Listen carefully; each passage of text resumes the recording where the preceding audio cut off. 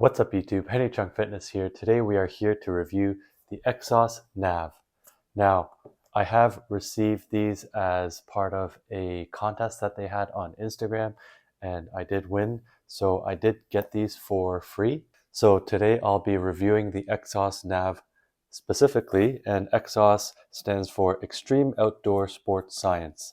They are a brand based out of China and they have their products on sale on AliExpress.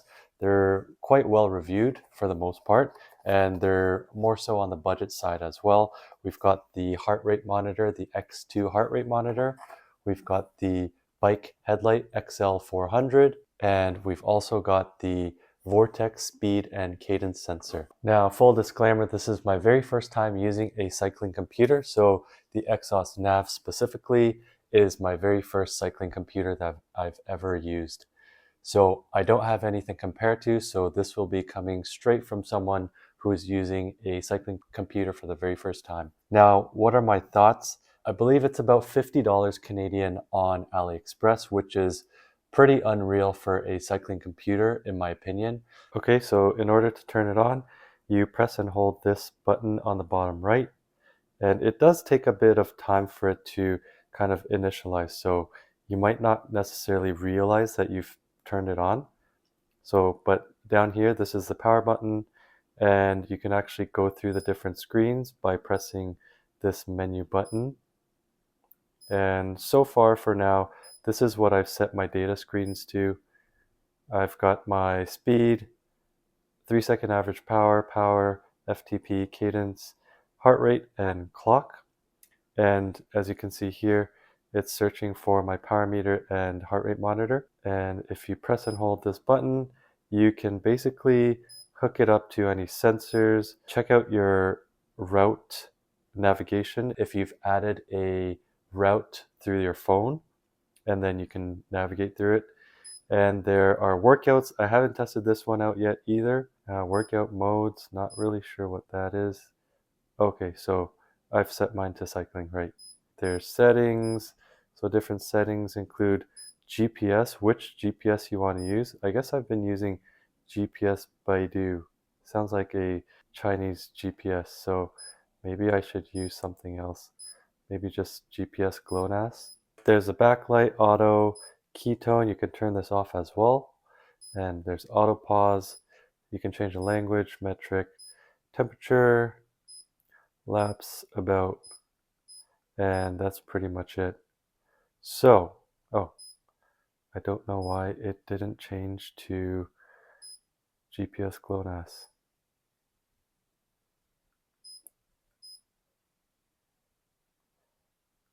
Not really sure about that.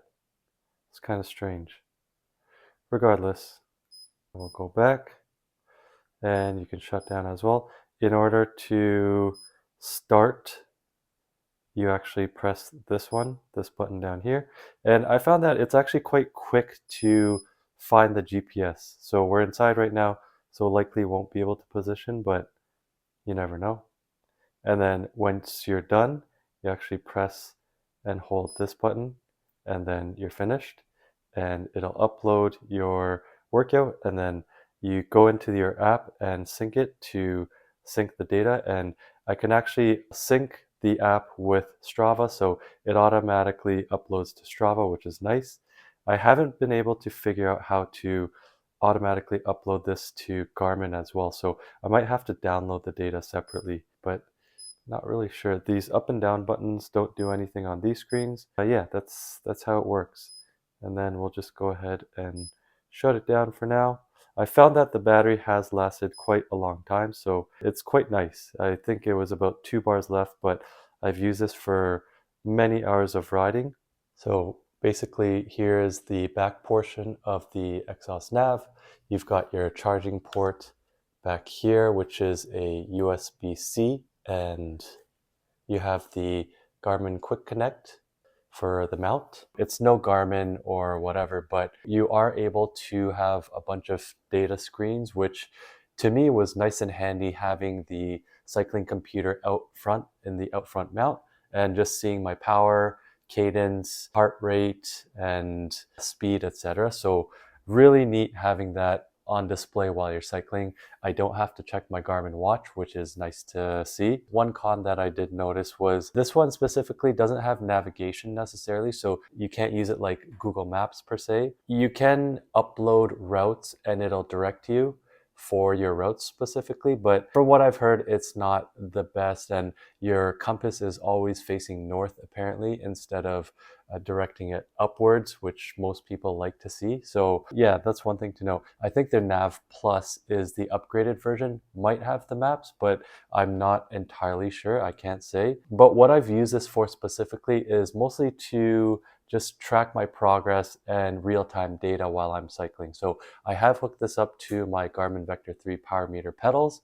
I've hooked this up to heart rate monitor, and you can also use the app, which is pretty handy dandy, to set up your data screens, which is really nice to see. So the app does sync to the XOSS Nav, which is nice. One other con I did find is that because the buttons are at the bottom as well, some of the main buttons, it's a bit finicky because it's kind of in the way of my handlebar. So it's hard to press the buttons, at least the ones on the bottom. So I do wish that they put all the buttons on the sides, so that would make it easier, but something for them to consider. There were some times where I found that when I was cycling outdoors, the cadence kind of showed 0 or stayed at, let's say, 90 RPM. The cadence was a bit finicky, I found. Maybe it's something to do with my Garmin Vector 3s, but that's just one thing that I found that was slightly different. When I synced my power meter to the Garmin Forerunner, the 935 watch that I have, I didn't see that kind of jumping or delay in cadence. So one thing to note about this one, but otherwise the power seems accurate and it seems to be in sync, and speed seems to be fine as well. What do I think about the XOSS Nav?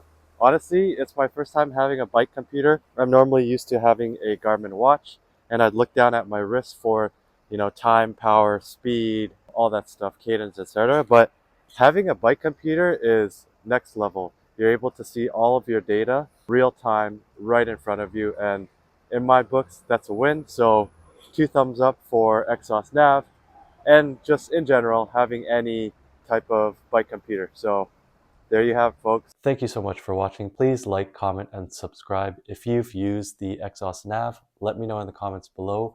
If you've used the navigation feature, please let me know what you think of it and how you've used it.